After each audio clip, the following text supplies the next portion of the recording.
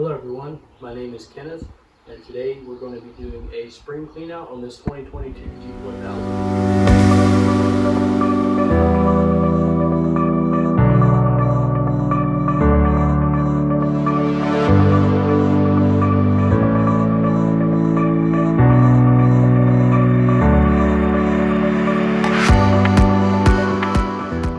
This is a furnace we got from a customer on a trade-in. He's been burning it for a couple of years now, and I figured this would be the perfect demonstration for a spring clean out. To start off with, the tools you're going to need is some sort of scraper. I like to use a 1-inch scraper, it's a good size. I like to have a pair of gloves for this, but feel free to get as dirty as you want. And a 9/16 socket. All the bolts that you're going to be taking off are 9/16, and then something to scoop ash with or to catch ash in, and then your furnace tools. Those come with the furnace. So with the spring cleaning, what we're doing is mainly just going through all the airways, making sure they're clear. I like to start here in the back, here with the fan assembly and the clean out door back here above the turbulators.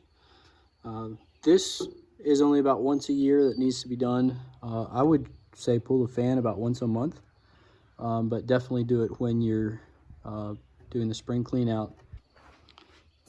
Fan plugs in up top here. I like to use a driver. You can just use a regular ratchet. These don't need to be taken all the way off. Just loosen them up a bit. Rotate the fan. We'll just set that aside for now. So for the fan housing, just a nut here and a nut here, one in each corner. That just pulls straight out.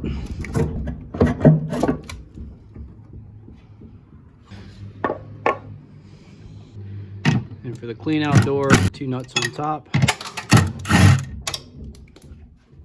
And then this just pulls out on this model. This is a little different than some of the newer ones. Newer ones have 4 nuts. This one just has 2, and this one just clips in on the bottom. You can see the gasket along the bottom there where it rests onto the door jamb there. So now we can look in here at our turbulators, and he said he cleaned this out a little bit, and I can see that. He got this side pretty good with a shop vac. This side has a little bit more.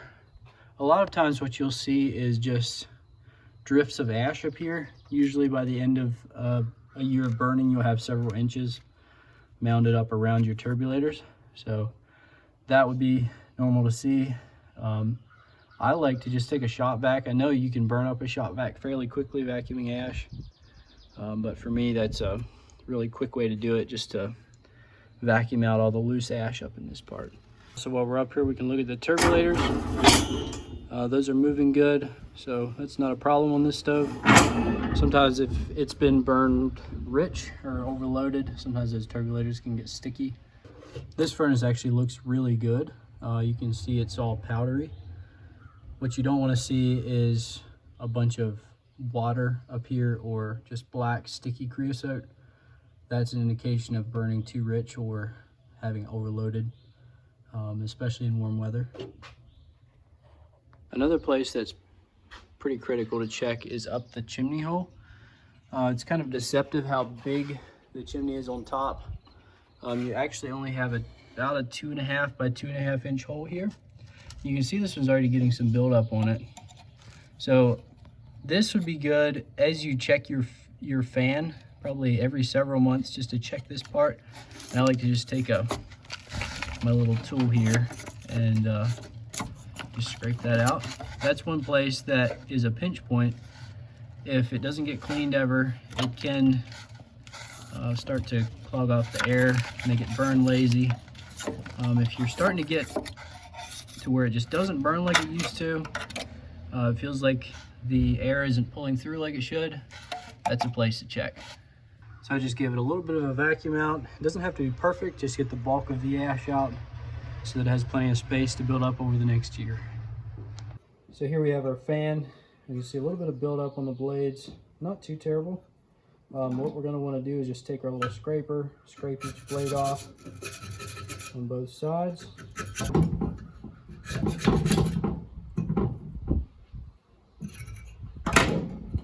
So here it is after it's cleaned up. You can see down in between the fan wheel and the mounting plate that it's pretty clean. Nothing that's going to touch the fan wheel and start it shaking or anything. Basically, just want to get it cleaned off enough that there's not going to be any weight there to make the fan wheel out of balance. With these Rotom motors, a lot of the G series furnaces have these. You want to be kind of careful with them when you're setting them down and stuff. So this back housing, you can see this back housing here is just clamped onto the main actual motor.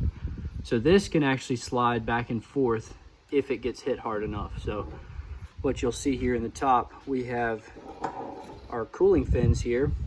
If the back of this motor gets hit, it can actually slide this housing down against the cooling fins and lock the motor up. So that's something to be aware of.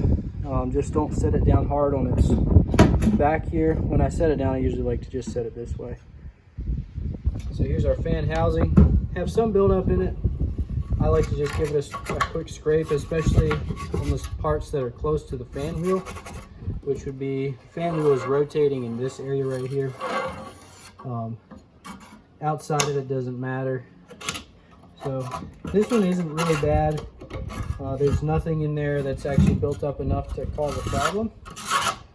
Sometimes what you'll see, if it's been running rich or overloaded, where it's making creosote, you'll see enough buildup inside here that it starts to actually hit the fan wheel, and that can shut you down really quickly. So if your furnace ever trips a breaker, this is something to keep in mind. If it ever trips the fan breaker on the control side of things, this is what you want to check. So pull the fan, check for buildup here, check for buildup between the fan wheel and the mounting plate, and that's more than likely going to be where your issue is. This one isn't bad. I think that's good enough to put back on. This doesn't always happen, but it's something to keep in mind.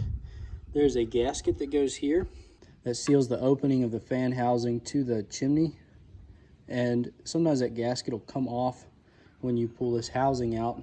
I'm going to replace this gasket with a new one today.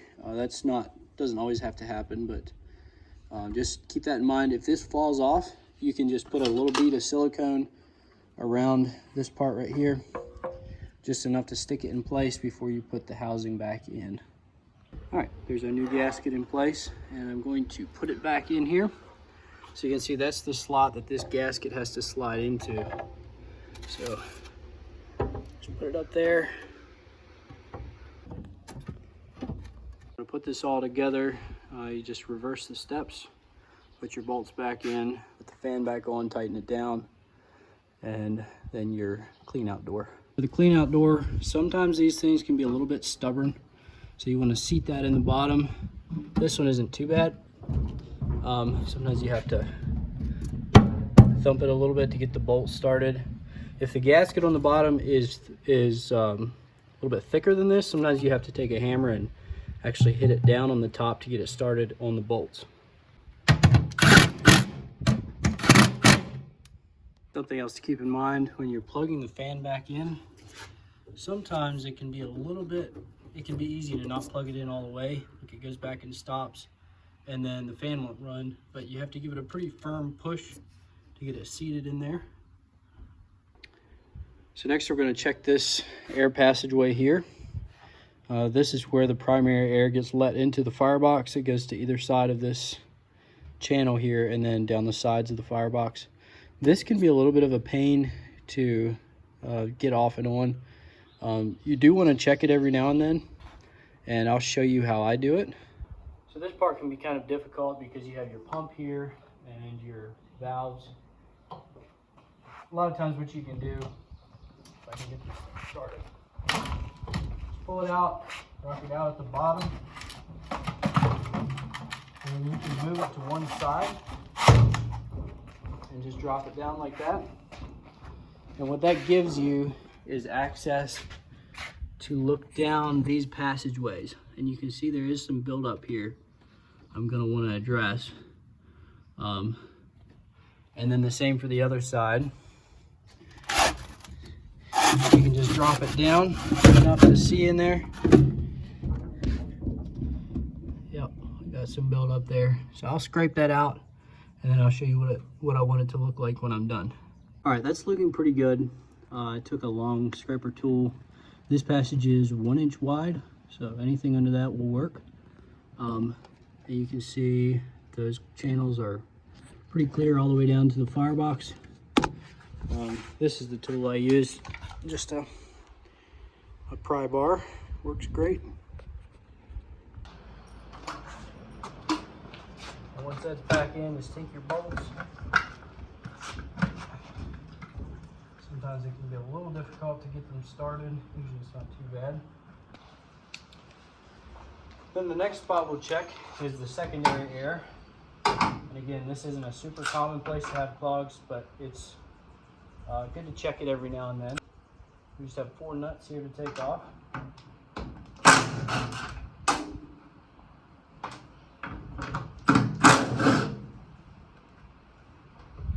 And this whole assembly just pops off.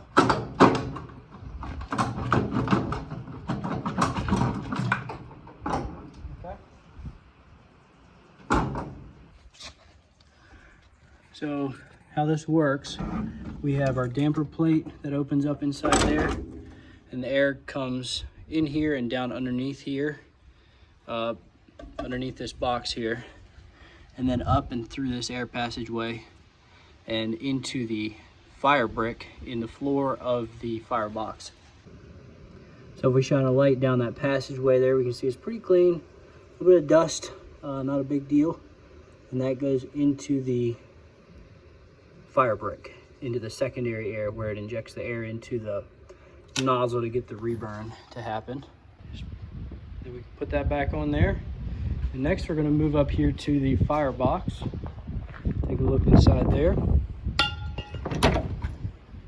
Customer still has a load of wood in here, not a big deal. We can see the ash is well below this point here. This is where the air comes into the firebox. If the ash gets up to that point, it needs to be emptied. This one looks good. We see a lot of coals, a lot of charcoal down there. That's fine. Look over on this side. Same thing. It's all powder. It's dry and crusty. It's not wet and dripping. So that's good. A lot of people get a little bit concerned about the creosote on their firebox walls. I never worry about it. It doesn't hurt a thing.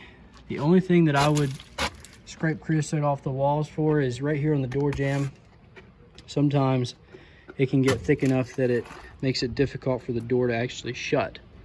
Like it'll come past here. You can see that's a fairly close point there where it crosses the door jamb.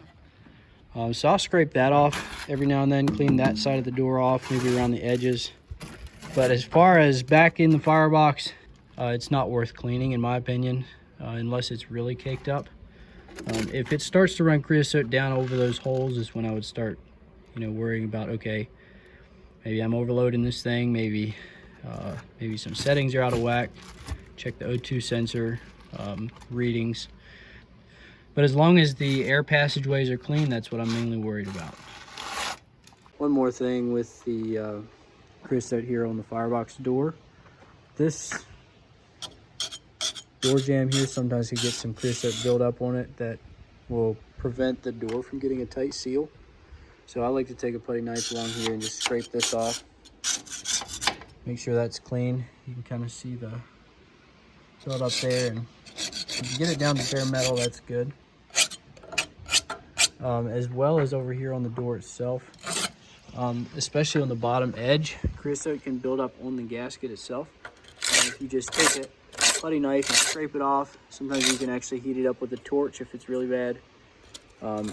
Just heat it up and scrape it off. This part right here is what's actually contacting your door jamb. So you want to make sure both of those surfaces stay fairly free of creosote. But those are clear. No ash buildup, no creosote over the holes. Then we can move on to the ash cleanout door. And I haven't even looked in here yet, so we'll see what we find. So here we have our Reburn plug. That'll rotate out like that. Not bad. We see a little bit of chunks in there. The charcoal lumps are not what you worry about. Those will burn up. This is burning at about 2300 degrees down here.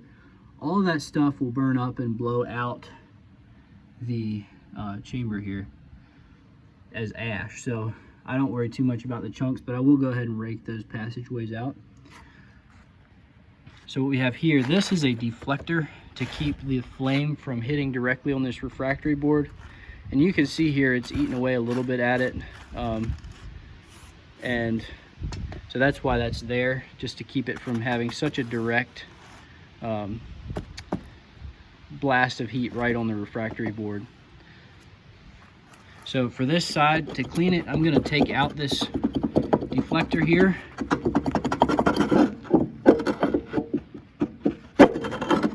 Well, this one doesn't want to come out, so I'll just leave it in there. But as long as it's slid over, I can get my tool into this side here. And this corner is fairly critical to get very clean if you're doing a spring clean out. If it's not, then this deflector doesn't sit all the way back in the corner because it's a pretty tight fit. So that's something you want to be aware of and clean the corners out back on that side. All right, so there we have a pretty clean corner for this thing. I'm just going to slide it back, seat it back in the corner there. So when we clean this out, we want to get all the way to the back. You can feel it bump back there. Break the ashes out. This doesn't have much in it, thankfully.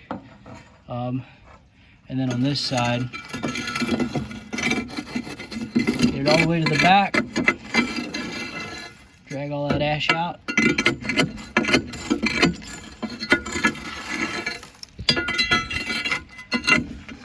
One thing that I've seen people miss is they forget that since this part has a plug in it, the air can't just come right out the front here. It actually has to go to the back of this hole and across and then out this hole. So right there in the back where it turns around can be an easy spot to get a clog. So to keep that from happening, when you go back and you hit the back wall, make sure to push your tool to the left as far as you can and keep that U-bend cleaned there in the back.